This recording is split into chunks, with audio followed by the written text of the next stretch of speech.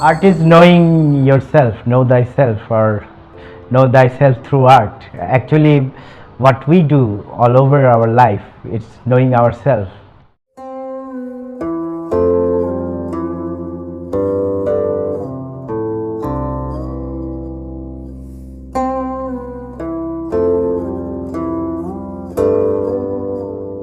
When I paint, it's not a conscious act.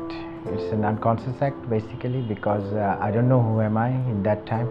There is no just an it's kind of a meditative journey, trance. It's a deep trance when you go and you just think, and the white space, the space of the canvas or the form of the sculptures, they tells you to what to do. Like it's something there, and they start talking. Actually, they start communicating.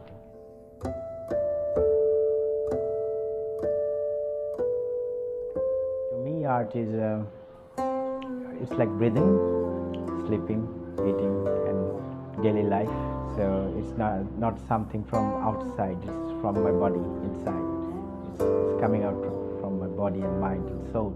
The experience of art is very it's in my soul.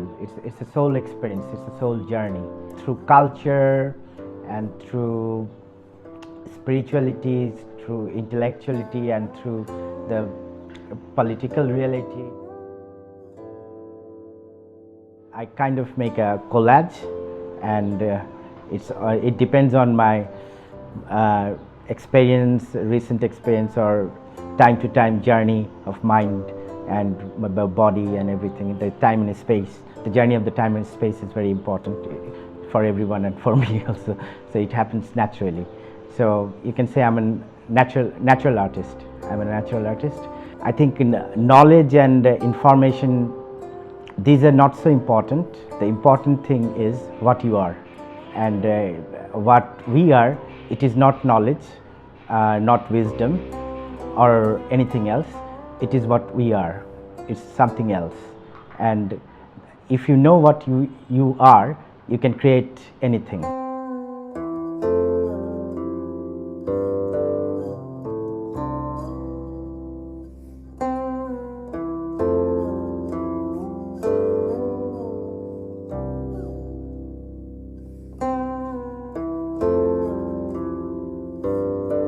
The person can see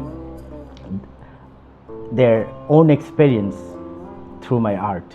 That's what I do, because these are primordial, and these are very contemporary, and at the same time they are futuristic. So it's kind of a time traveling. So I call myself sometimes that I'm a time traveler. So I travel time not through spaceship or a machine. It's my experience in this world is my traveling. So it's kind of a time travel. I'm a time traveling artist, so I can say that.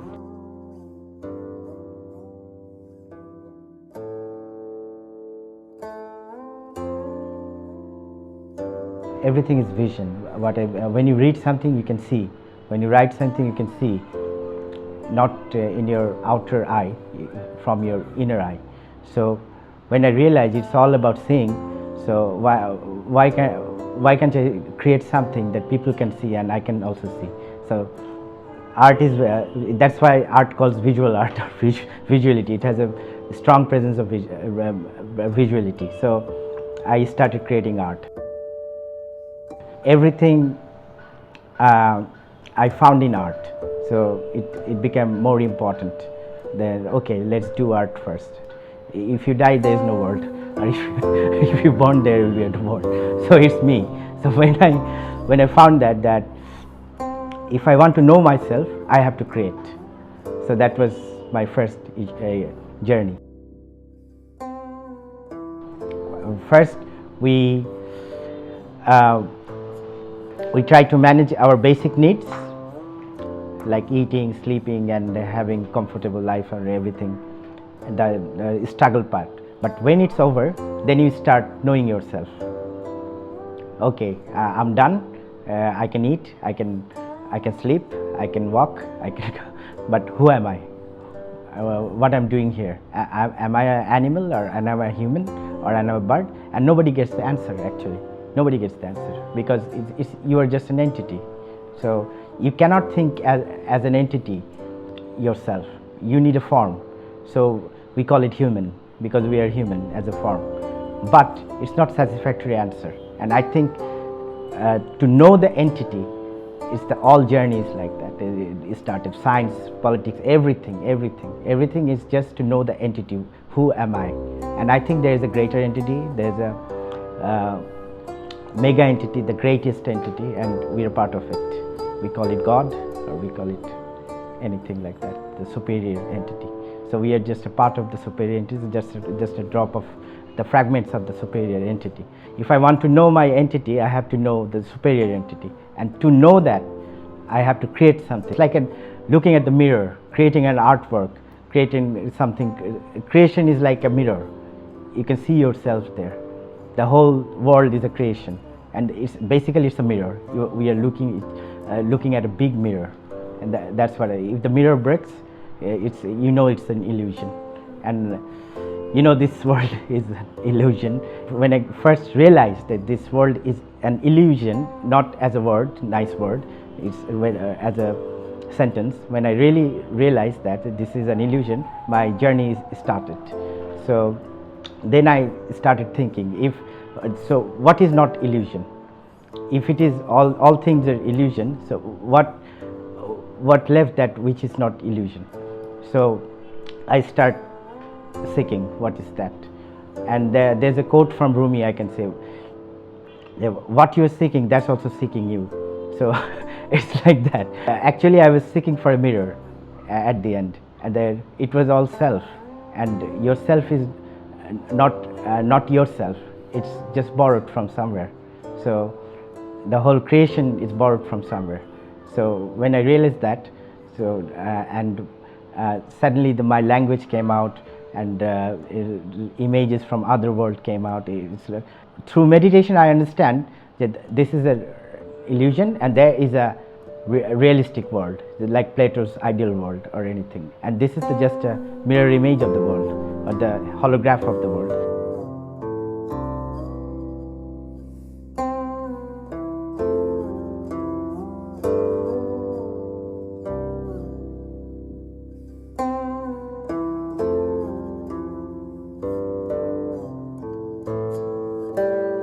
I think there are 7 billion people, and they're dreaming, and there are 7 billion dreams, and we are in a dream. We are in a big dream, and within a short lifespan. And when we die, we are not finished. Actually, we jump in another dream. So it's a long, prolonged dream of existence. I think the creation and your dream is. Creation, I think creation reminds you that this is a dream. Don't believe it. I think that is the message. So I keep creating things, stuff.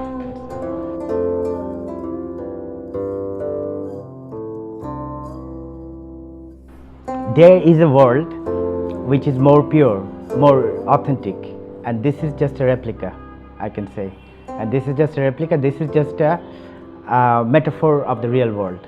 The real world is, the real poetry is somewhere else, and our job is to reach there, and through many lives and many existence we may reach there. And actually the time is not like that. There is a past, present and future, because our brain is not capable to see the whole time.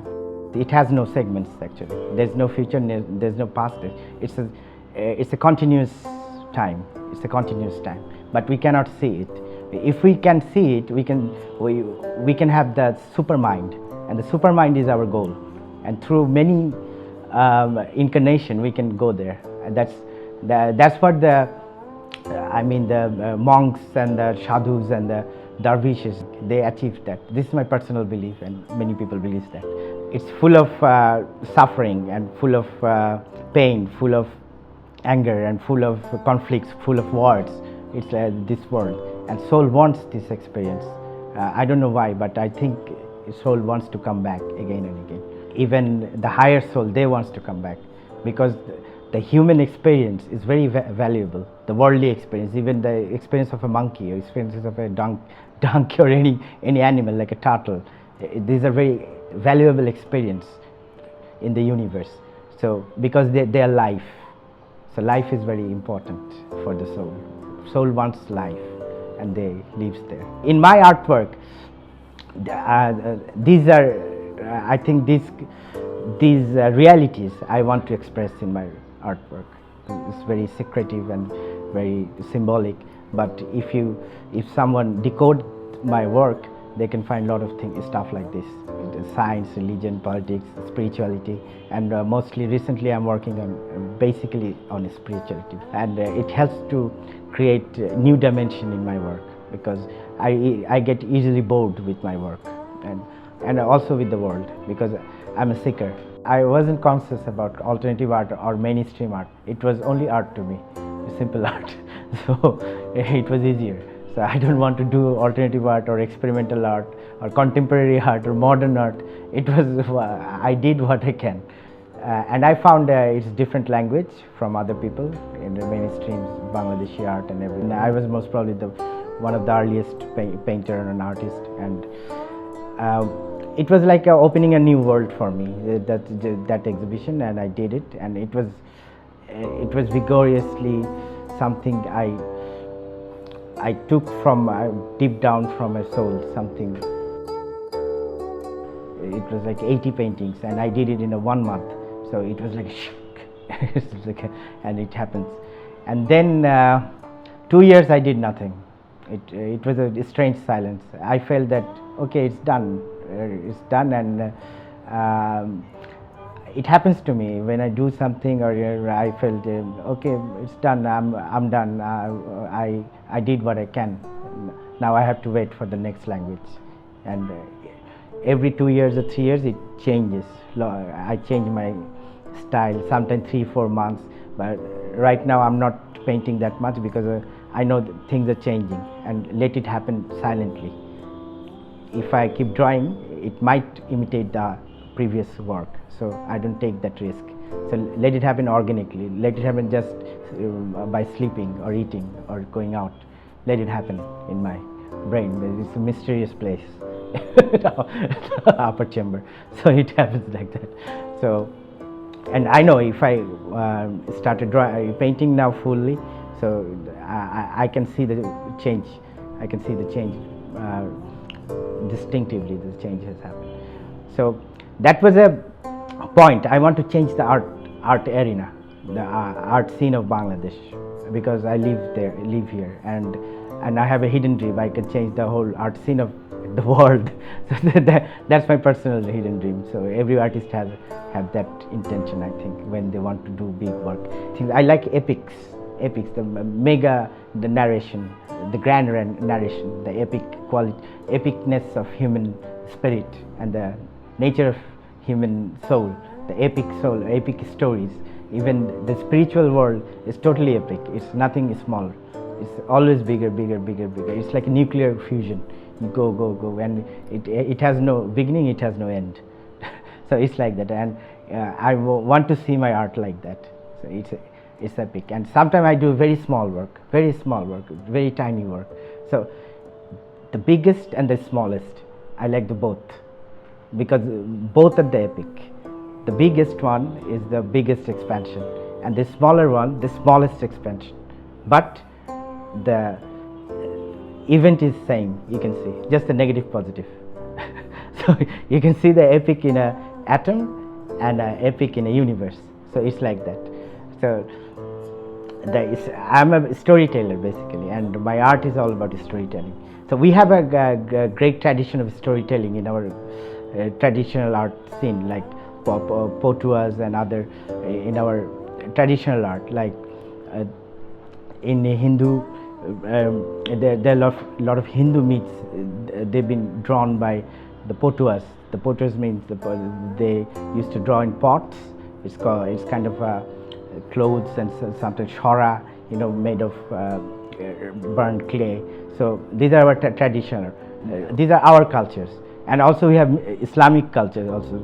Like if you see the mosque, it's a beautiful mosque, beautiful decorated mosque. So everything is beauty. There are a lot of beauties in our country. Beauties in nature, beauties in architecture, beauties in people's mind, and they're very spiritual people.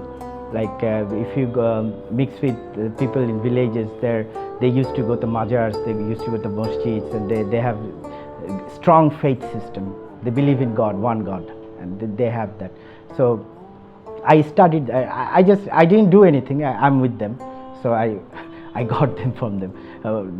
I got this energy from them that okay, these are our assets, and I believe in miracle because I've been through miracles in real life, and I saw every day I I face miracles.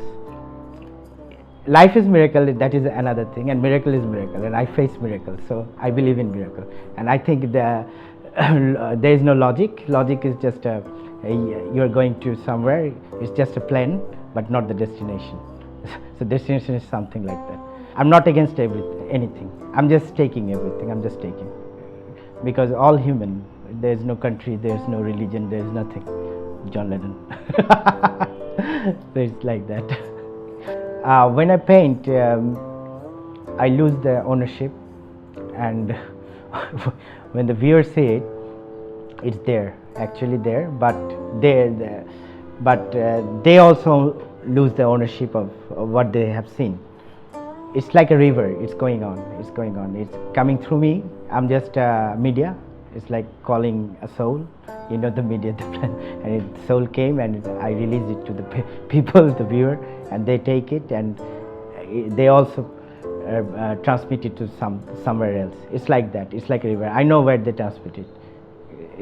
It's an energy. It's an energy comes from somewhere, and the energy made me paint. I don't paint actually. I'm just sometimes I don't paint for 6 months or 7 months or a year. I don't care. Actually, it's like I'm relaxed. I'm relaxed. I don't have to paint, and because I know that when the call comes, I have to paint. I know that, and it's like that. So when the call comes, I understand. Okay, this is the time. When I actually physically painting, it's hard to explain. It's like a trance. Yeah, you don't know who you are, and you don't know what you're drawing or painting. It's like a trance. You lost, but you lose yourself. You cannot create something consciously. The conscious mind is the enemy of creation, I think. It might help you for arranging the colors and everything, or in science or business, whatever it's arranging, but the process, it has its own entity. Like a painting, it is alive. It is the extension of your body and mind, and a painting and an artwork is the artist. Once you see the vision, and at the end you become the vision. People can see you, and first you can see something else, like visions. The visionary painters, or visionary artists, visionary poets, or visionary creators, or visionary businessmen. It could be anything, and I don't separate people like that. He's a businessman. He is not creative. He is not an artist. He could be a bigger artist than a big artist, a very famous artist. You don't know. If you create a company, this is a big art. Yeah, and if you create a great art, that's also great art. So it's all human are same, but the language is different. Language is different, but the reality and the truth is same. It's simple. It's one. We are all one, but we have egos. We have egos. That's why we don't know we are one. We think we are separated. If our ego is gone, we can talk telepathically. Telepathic reality will open, and there is no boundary of love. Basically, the creation is love. I think I can feel the big flow, the mega tide of love in creation, and that's my inspiration. Basically, you can say I'm a love addict artist. So that's